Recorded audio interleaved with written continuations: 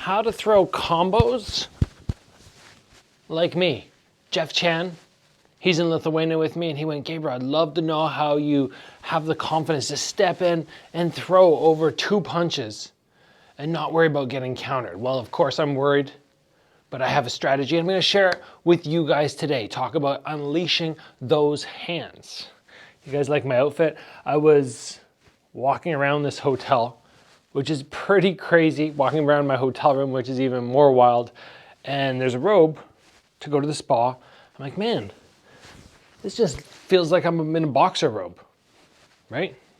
Pretty much the same thing. You take away the hood, maybe not so much, but yeah, I don't ever want to take this off. It's so comfy.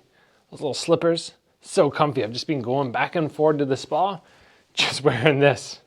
Not coming off, not for this episode at least. So let's talk about unleashing those hands. What are we looking to do? Well, most people are very confident. They're very confident stepping forward and throwing their single shot. Why?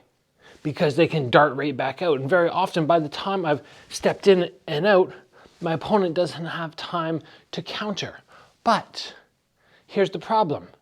You've got to get 1 power shot off when you're only throwing 1 punch. And the chance of this shot, even if you throw it 100%, boom, actually landing is pretty slim.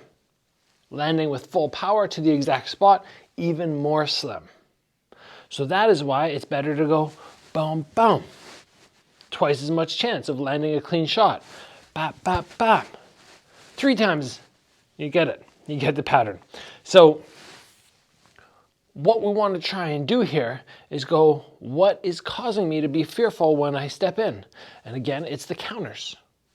If it's the counters, what are we looking to do? We're looking to eliminate risk when we step forward by taking a couple preventative measures to make their possible counters actually land. Now keep in mind, if I'm here and my opponent's here and they just shell up, that's perfect. You just unleash without fear. But very often they're not going to do that. If you're trying to put them in this place, very often it is about me creating fear in them. So I could step in and give them some big power shots, maybe change up levels, make sure they're not suspecting where it's coming. If I always enter with a jab every time, they know it's coming. But if sometimes it's to the body, sometimes it's off the back arm, sometimes it's off the lead arm to the side, a little bit less predictable, more likely they will shell up, which is ideal. But let's assume they're not going to shell up and they are going to potentially throw a counter, and I have that fear. Number 1, take that stomach, and as soon as you enter, make sure it's locked. You're not going to be belly breathing. Out here, sure, take a couple deep breaths, fill up those lungs, relax, because you know you're so far out of range. As soon as you get closer, tighten up. Now we're doing chest breathing. Breathing up this direction. Maybe not as good for us, but tell you what, when you get hit to the body, you don't see it, much better. So now that you've tightened the core, upon entry, you can focus more on the head. We don't want to just step in and go, ah, and have the hands way down low. We still want to bring them somewhat back to the cheeks. So if I was going to throw a 5-punch combo, 1, 2, 3, 4, 5, you can see how my hands are still coming close back to my head. Now it's not going to be the perfect defense because I'm not going to be doing this, boom, boom, boom, boom, boom, but I might be doing something like this.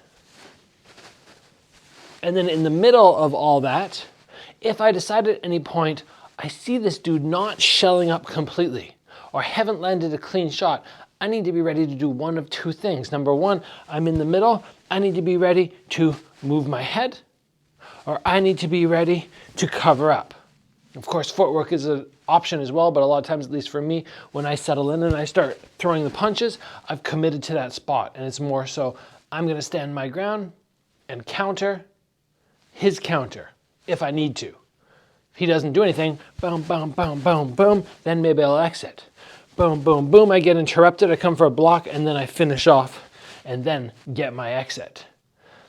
This is a skill set which needs to be developed. You cannot just jump in and miraculously go, oh, right in the middle of throwing my punches, I know exactly when to block and how to do it. How could we drill this? So I was going to say to you, 1 drill. Get a partner, do this to start accomplishing what I just talked about. You're going to have your partner stand right here. You can just punch right at their chest. Just gonna leave their hands free. You can come up, touch maybe around chest level to replicate the head. Body level is obviously fine for the body, and you're just boom, boom, boom, boom, boom, boom, boom, boom. You're doing something like that. They, at the same time, will occasionally dart a hand towards your head. They might let you get away with nothing. They'll just stand there and you'll be flicking punches. But sometimes, in the middle of your punches, they'll do that. And that'll mean, while you're throwing, you're gonna have to go, whoa, gotta get my hand back. Or, oh, my hand's already up. If this hand's already up, when they throw, boom, doesn't matter, I can come right back. But developing that confidence to step in and throw beyond 2 punches requires everything I just mentioned. Is it the easiest thing to develop? No, absolutely not. It's actually more on the advanced side, which is why you do not see many beginners safely stepping in and throwing combinations, and why you hear even more people say they're scared to throw those combinations. But when I step in, I usually am not going, oh my gosh, I'm going to make a massive mistake and get clipped and get knocked down. I know the risks. I know the preventative measures, and it allows me to then execute in a way that is most safe. Now, again, I could go into much more detail about how you could drill this and train this, but this is a great little probably 5-minute episode, just wrapping your head around that concept. And of course, if you guys want me to expand on it, just drop a comment below and say, Gabriel, can you make a full episode with a partner and show me this? And I'll try to get that done. I'll be back home fairly soon, everybody. Back to Victoria, back to my normal filming set. It'll probably be my last one from Lithuania, but as always, guys, thanks for joining. Train hard, and I will see you back here very soon.